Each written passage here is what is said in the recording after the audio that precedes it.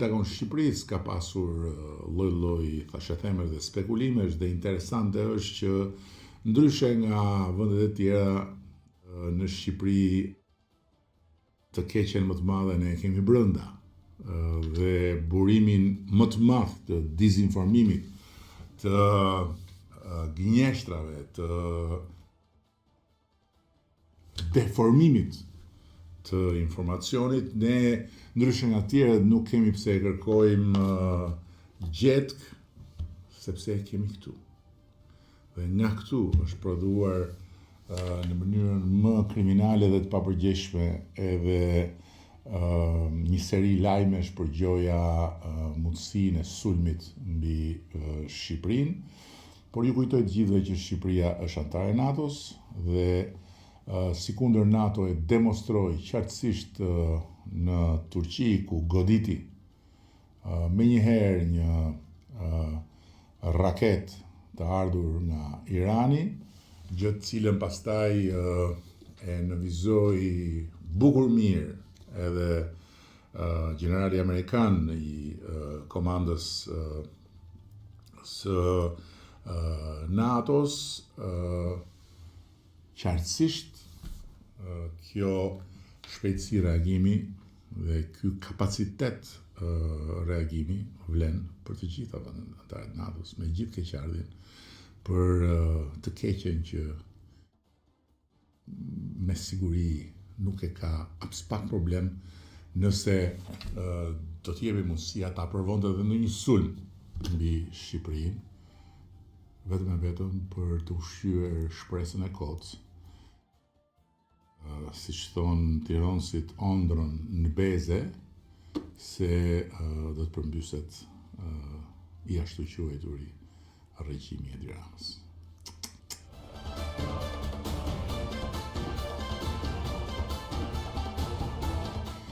Pas vendimit që morëm në dhjetor të vitit kaluar, ose më saktë që zyrtarizuam, sikundër e kishim premtuar në fushatën tonë elektorale për të arritur pagën minimale nga 40.000 në 50.000 lekë, kemi ndërmarrë me njerë dhe hapin tjetër të premtuar për të lesuar ndikimin e kësaj rritje mbi sipërmarrjet, duke marrë përsipër të paguajmë të gjithë koston e shtuar të sigurimeve për punonjësit për një periudhë 9 mujore. Dhe kjo gjë është zhvullosur në mbledhjen e fundit të qeverisë, ku është miratuar kompensimi financiar i kontributeve shoqërore dhe shëndetësore për punëdhënësit për periudhën janar-shtator 2026. Pra, shteti do të mbulojë 16.7% të kontributeve mbi diferencën e pagës për çdo punonjës që më parë paguhej në fashën 40.000 deri në 49.999 lekë. Kjo do të thotë se bizneset nuk do të përballen me asnjë kosto shtesë për kontributet, ndërkohë që punonjësit do të marrin një pagë më të lartë, e cila siç e kemi parathënë si pagë minimale, synojmë që të rritet më tej dhe të bëhet domethënëse në fund të mandatit tonë. Qëllimi është i qartë, ruajtja e stabilitetit ekonomik, mbrojtja e vendeve të punës, parandalimi i çdo tentative për informalitet mbi normën, ndërkohë që luftojmë me normën, dhe një kompensim si një shprehje konkrete e respektit e mbështetjes për biznesin, duke vendosur patjetër të parin punojësin. Mbas një më thonjza presionesh nga miq besimtar, praktikant, adhurues të Islamit,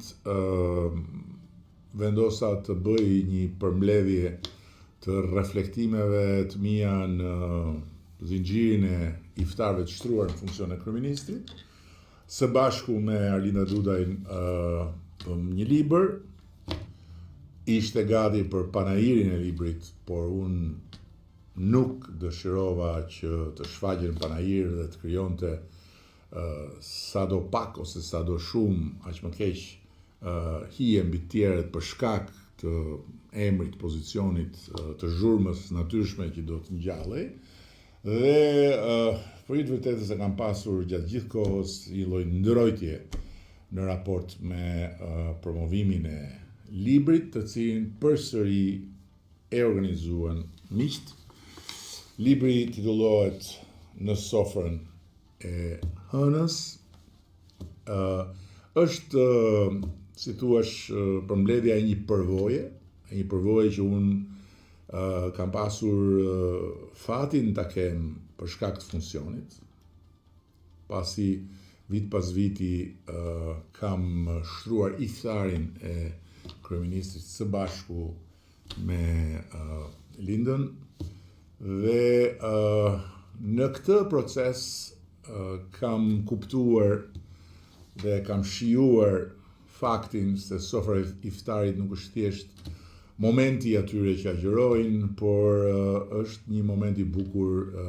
takimi rreth tryezës i njerëzve që mund vinë nga rrugë dhe botkuptime të ndryshme. Dhe pikërisht në atë pikë takim që nuk i ngjan as fare tryezave ku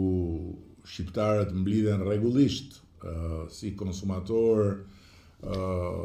të paepur në restorante, sidomos në fundjava, por ka specifikën e një vetëpërmbrajtje, ka specifikën e një riti që të jep të kuptosh se agjërimi, se vetë Ramazani është përtej gjithë kalendarit dhe gjithë atyre parimeve që ndjekin ata që